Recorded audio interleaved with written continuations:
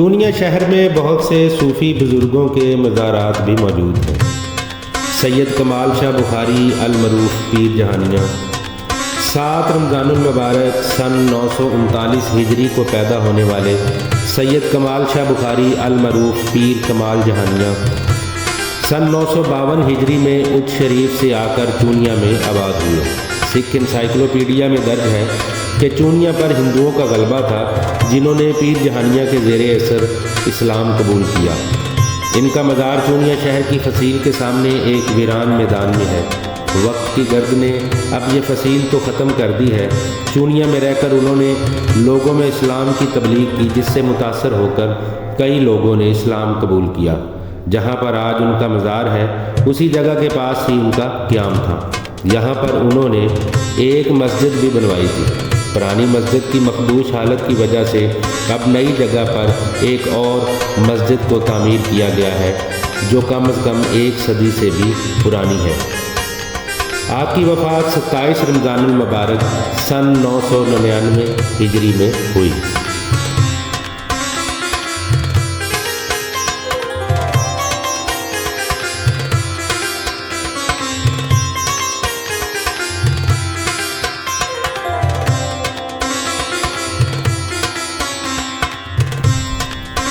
سید غلام مصطفیٰ شاہ بخاری المعروف متو شاہ۔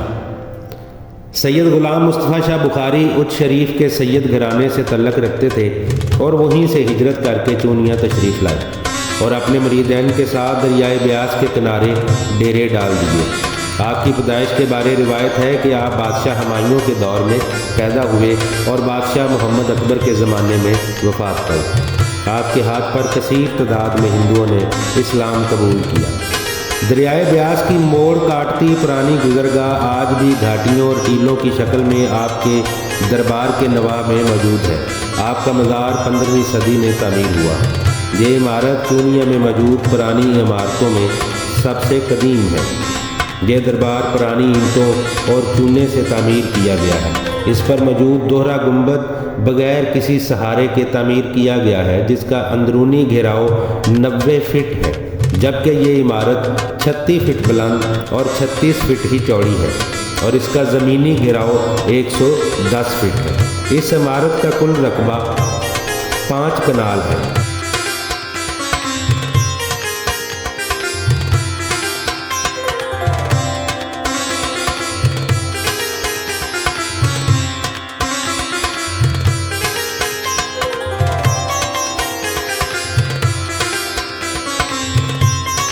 دربار کے داخلی دروازے کی جنوب مشرقی سمت میں ایک چھوٹی سی قدیمی مسجد بھی ہے، جس کے بارے وہاں کے منتظمین نے بتایا کہ یہ مسجد بھی 15ویں صدی عیسوی میں ہی تعمیر شدہ ہے اور اس کے ساتھ ایک کنواں بھی ہے، جہاں سے آنے والے زائرین کے لیے پانی کا انتظام کیا جاتا تھا۔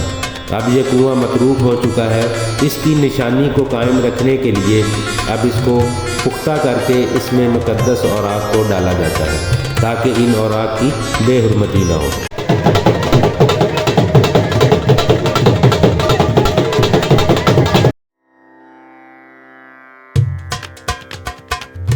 اگست کے آخری ہفتے میں یہاں میلہ لگتا ہے، جو چونیا کا واحد ثقافتی میلہ ہے۔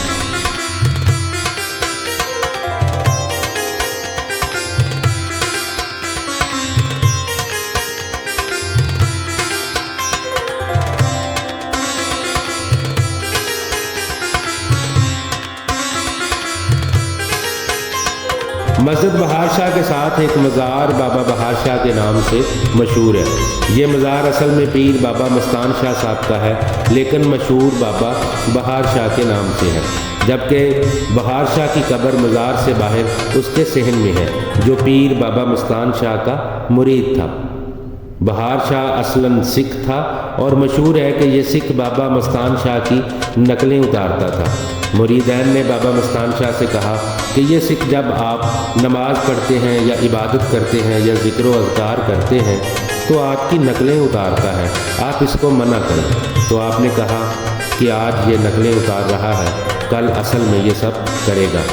اس کے چند دنوں بعد بہار سنگھ نے اسلام قبول کر لیا اور یوں یہ بہار سنگھ سے بہار شاہ بن گیا۔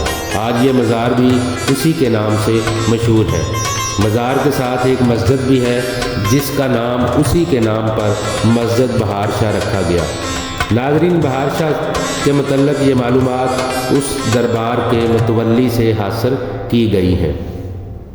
سید عباس المعروف نوری شاہ شہر چونیا میں ایکسچینج روڈ پر موجود قبرستان میں ایک دربار سید عباس المعروف پیر نوری شاہ کے نام سے موجود ہے۔ آپ کا اصل نام احمد جبکہ لقب فیض اللہ نوری ہے۔ آپ کے بارے یہ روایت ہے کہ آپ نبی صلی اللہ علیہ وآلہ وسلم کے حقیقی چچا حضرت عباس رضی اللہ تعالیٰ عنہ کے بیٹے حضرت عبداللہ جو ابن عباس کے نام سے مشہور ہیں ان کی اولاد میں سے ہیں۔ آپ کے خاندان نے کئی برس تک بغداد میں حکومت کی اور خلافت ان کے ہاتھ میں رہی۔ خلافت عباسیہ کے خاتمے کے بعد آپ کا خاندان مختلف ممالک سے ہوتا ہوا ہندوستان میں آ کر آباد ہو گیا۔ آپ کے والد پیر مبارک شاہ صاحب نے چوبارہ ضلع لیہ میں قیام کیا جو اس وقت ایک اہم تجارتی شہر تھا۔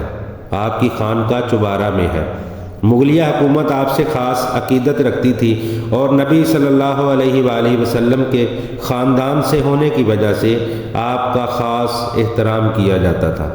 آپ کے مزار کے اوپر چھت موجود نہیں ہے۔